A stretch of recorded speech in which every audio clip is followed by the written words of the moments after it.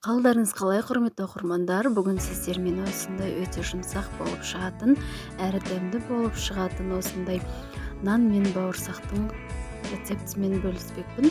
Және бір қамырдан жасайтын боламыз. Міне, өте жұмсақ, әдемі болып шығатын рецепт. Ол үшін ең алдымен жылы суымызды дайындап аламыз. Ол үшін алдымен осылай ыстық суымызды құйып, үстінен бөлме температурасындағы суды құямыз. Қол күймейтіндей етіп жылы су дайындаймыз. Және үстінен сүт немесе қаймақ қосып жібереміз.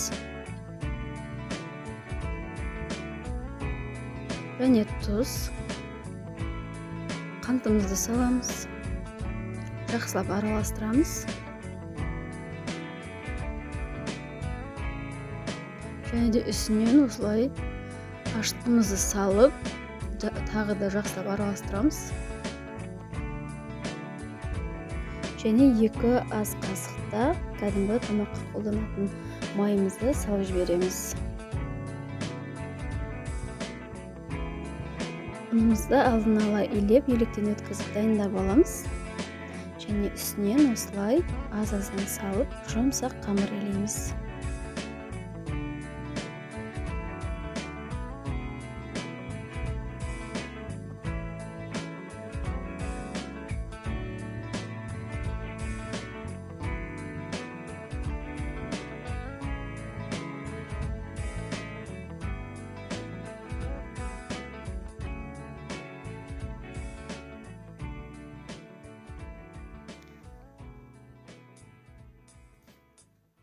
Құрметті достар, егер менің каналыма тіркелмеген болсаңыздар, тіркеліп, лайк басып, қолдау көрсетіп кетуді ұмытпаңыздар.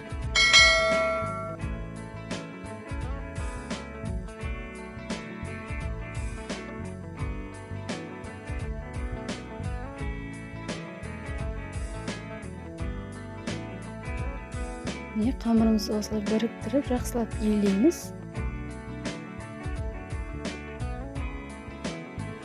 Арасында егер кішкене қолға жабысыңқырап жатса, онда кішкене ғана ұнды себелеп илейтін боламыз. Бірден көп салып жібермеңіздер.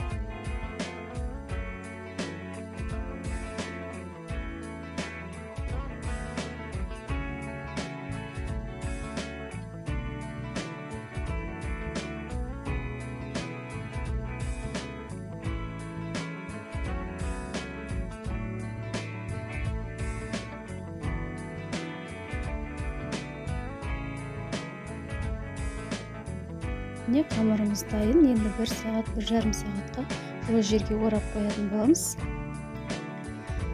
Қамырымыз ашып, әдемі болып шықты.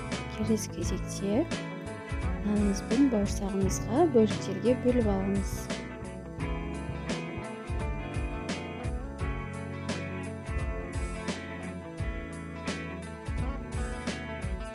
Қатты үлкен емес, қатты кішкентай емес, орташа етіп нанның жуаласын жасаймыз. Табаларыңызға байланысты жасай берсеңіздер болады.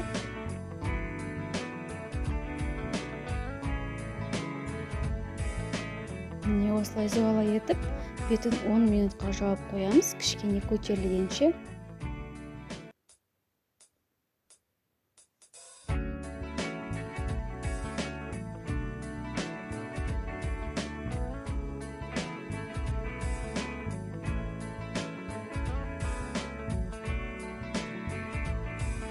Нанымыз көтерілгенше кішкене біздің бауырсағымызды жайып дайындап аламыз.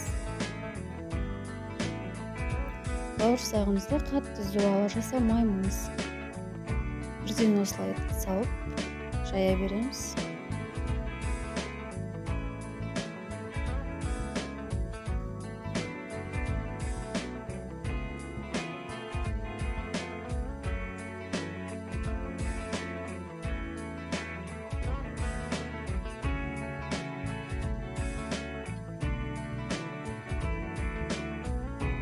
Міне, қамырымызды жайып дайындап алдық. Қатты жұқа емес, қалың емес, орташа етіп жайсаңыздар болады. және де өздеріңіздің қалауларыңыз бойынша домалақ етіп кессеңіздер де болады. Бұл жерде мен бәрін осылай кубиктеп кесіп жатырмын.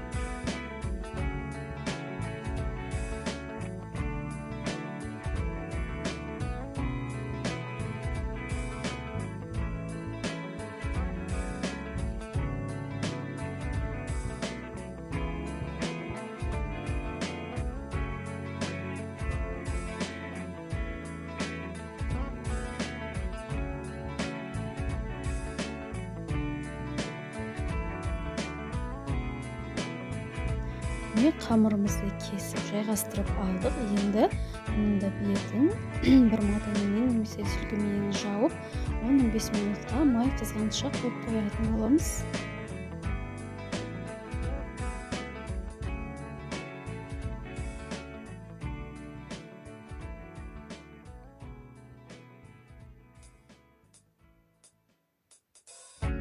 Міне көтеріліп шыққан нандарымызды осылай жайып аламыз.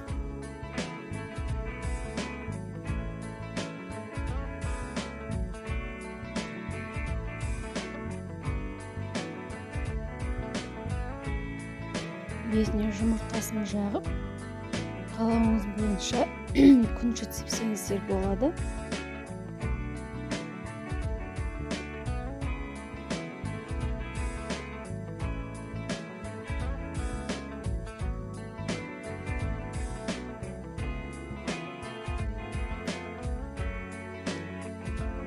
Бетін күнжіттіп, жұмыртқасын жағып болған соң, газымыз немесе жаңағы пешіңіз қызғанша бұны да қойып қоятын боламыз. Ол бір 10-15 минут тұрады, және кішкене көтерілгеннен соң барып пісіретін боламыз.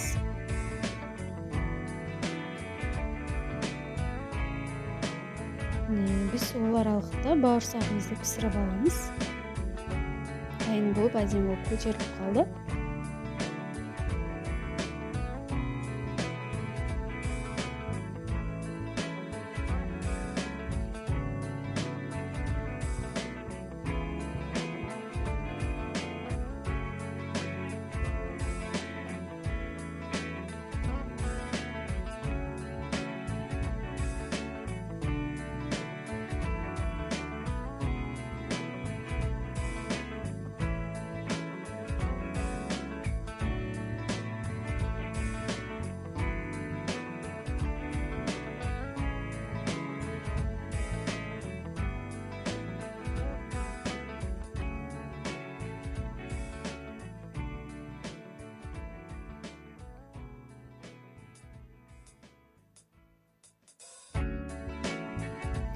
Міне осымен біздің бауырсағымызда, нанымызда дайын.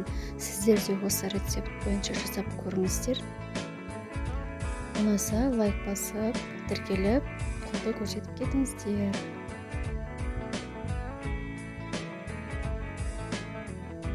Баршаңызға ас болсын.